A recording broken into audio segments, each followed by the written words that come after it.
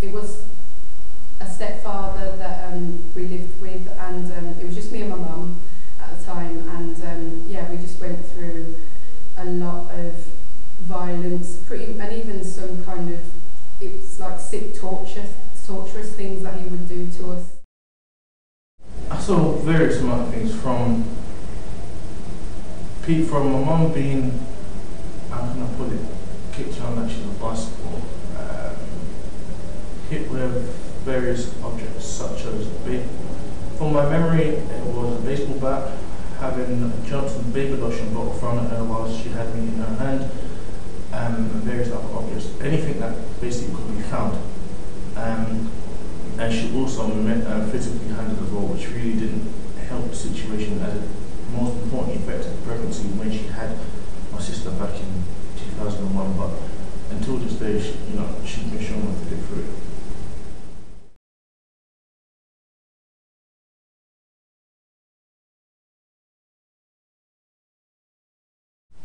Domestic violence started off with like bickering, and then carried on, escalated to massive arguments, physical fights, emotional and mental abuse. My mum never took to his daughter, my stepsister at the time. She used to bully her, and one time she pushed her, so she went face first into the sink and she split her lip open with her teeth. So my stepdad used to kind of be horrible to me as a result of her being horrible to, which came first, the chicken and the egg, I don't know who was horrible first, but Siri's boyfriend just didn't like me. My mum was psychologically abusive at times. She had a fair share to contend with throughout her life, and as a result of that, she'd be up and down, up and down, up and down. Her moods would be it's like an emotional yo-yo.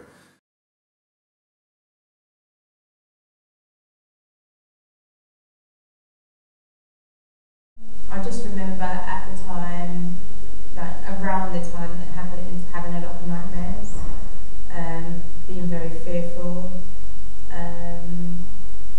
quite insecure, obviously quite vulnerable, as I think I was 8 or 9 years old.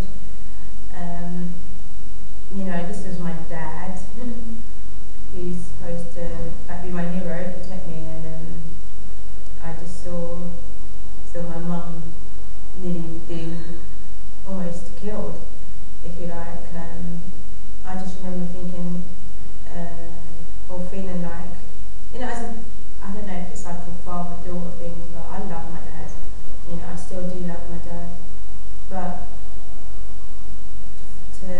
to think that he would let me experience something like that was so hurtful, so painful, was, I think, as a young child, a lot to process, quite difficult to process. I don't think I actually did even really like to spend too much time thinking about what happened. I just wanted to forget all of those images that I saw. I wanted to forget what happened. I just ended up shutting down inside, as a defence mechanism, I reckon. Just become an emotional void. Didn't feel anything. Resorted to trying to take my life on a couple of occasions, gobbling 50 odds Anadin extras and paracetamols one time, like some sort of manic Pac-Man. Cut myself more times, cut and burnt myself more times.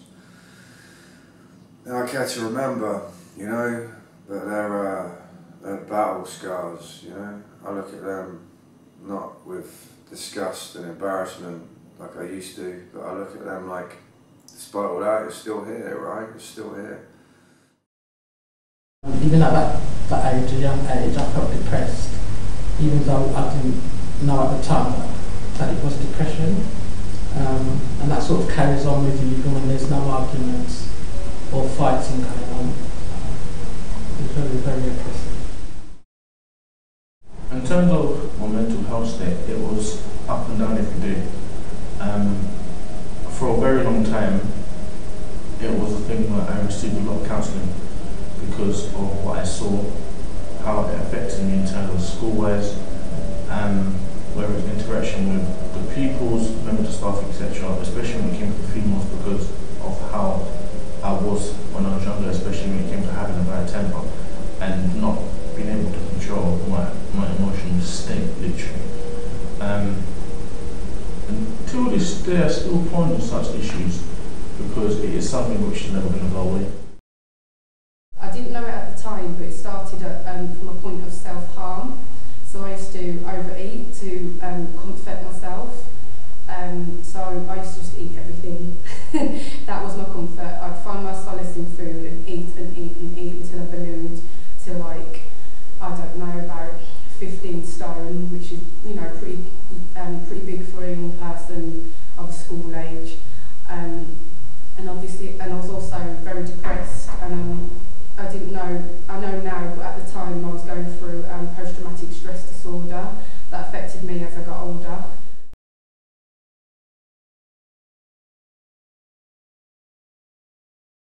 I remember running over to my mum and like trying to get in between her and my dad, trying to save her, if you like, and trying to pull my dad off because he was strangling her. You know what I mean? While there's blood all over her face. You know, like I see my mum get plates kicked at her face, get smacked around her head, pushed around. I've had stuff lobbed at my head. I've been grabbed violently. Made to feel like I'm completely powerless, and as was my mum, you know, my mum put up with it because of her warped perception of love, and unfortunately it kind of warped my perception of love and warped my perception of humans. If my mum had been out for the day and he didn't like the fact that she'd done that, she'd come in and be greeted with a barrage of abuse. And then, you know, it would escalate into him hitting her. Then I would get involved because obviously I'm, you know, as scared as I wasn't going to let him do that to my mum. So I would, you know, jump on his back and try and get him off her. You know, as little as I was, I'd try and beat him off her, and then he would start on me.